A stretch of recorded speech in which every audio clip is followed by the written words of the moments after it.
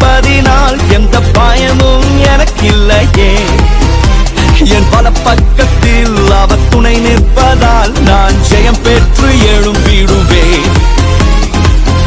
L Shaddai என் தெய்வமே, எல்லோரி என் தகப்பனே, யெகோவா என் ராஜனே. எல் ஷடாய் என் தெய்வமே, எல்லோரி என் தகப்பனே, யெகோவா என் ராஜனே.